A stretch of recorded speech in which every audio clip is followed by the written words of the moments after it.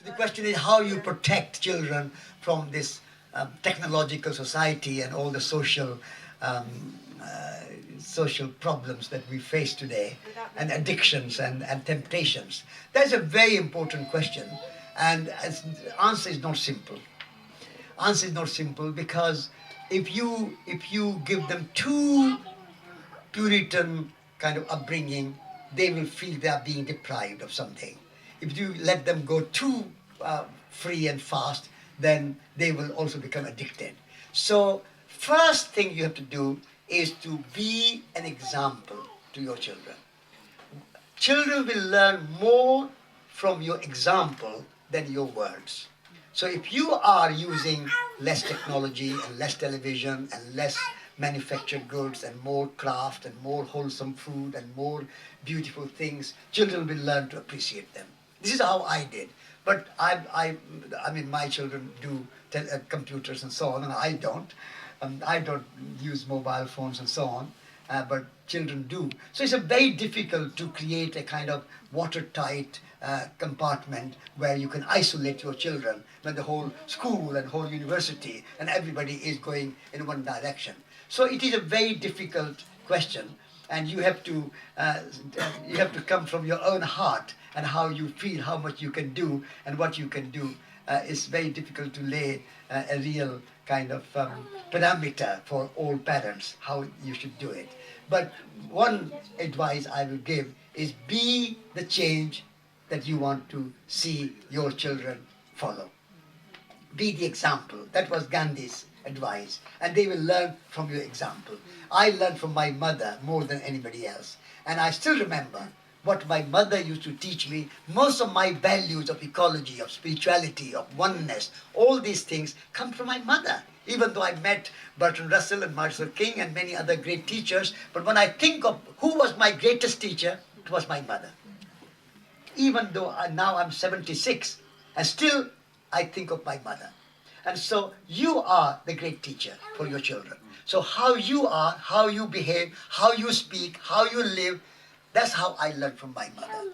And my mother taught me to speak words which will not only please somebody else, but will please you. That was my mother's teaching. Many, many things my mother taught me. And so how you are, your children will be. That will be very great influence. And then, of course, their peer group will be influenced, their schools will have influence, their universities will have influence. You cannot create a watertight compartment to protect your children. You have to hope and have faith and let them be whatever they want to be. One more question, ladies and gentlemen. Satish has been speaking now for some time. One more question. I've got one. Yes, please.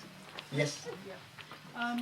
You talk about how fragmented the environmental movement is in many countries, and certainly in our country. There's a lot of good people trying to work within, a particular organisation, and just haven't got the time to make links between other organisations to form a sort of national movement, a national environmental movement. And I'm wondering whether some of this is our fault too, in that you have a lot of positive things about hope for the youth and for the future. Yeah. But it's all too easy as a sort of individual and as a community to be quiet in the face of all the challenges that you've talked about. Yeah. And certainly, if you read our local newspapers, you would think really that we have very little environmental movement in the Lewis and East Sussex. And I'm just wondering whether we should examine ourselves and just be far more vocal about local and national environmental issues, and so that we can encourage others to be vocal too, and therefore influence our politicians. And perhaps we're just... Yes, I totally agree with you.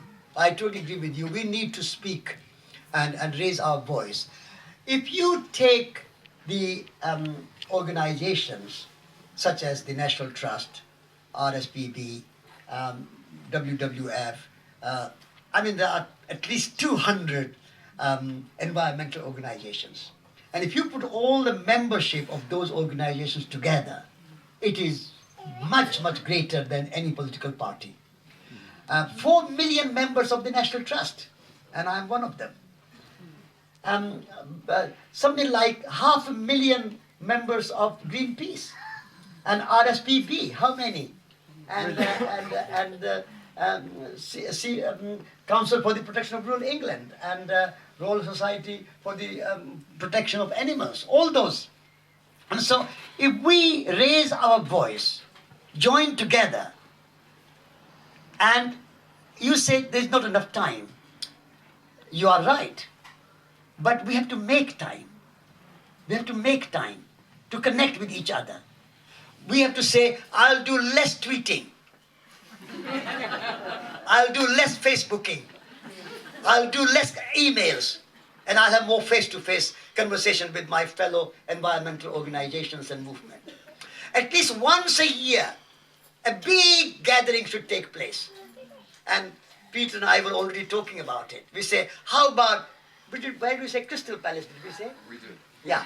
How about meeting in Crystal Palace, all environmentalists and ecologists and spiritually oriented soil soul society, and make us a show of our solidarity, that we are together in this movement, and all particular emphasis that we put on a particular single issue is only one aspect, one dimension, but all together makes a big tapestry. If we do that, then press, 10,000 people, 20,000 people, so many people gathered together. David Attenborough and Zach Goldsmith and Caroline Lucas and Michael Meacher and Jonathan Porritt, all those people coming together in one platform. That will be one way to make our voice heard, and people see that yes, there is a movement here, and all the transition town movements coming there together too.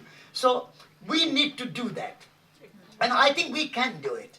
We can do it. So if any one of you are inspired, let's join together, and through Resurgence magazine and an Ecologist magazine and so on, we can do something together. Thank you very much.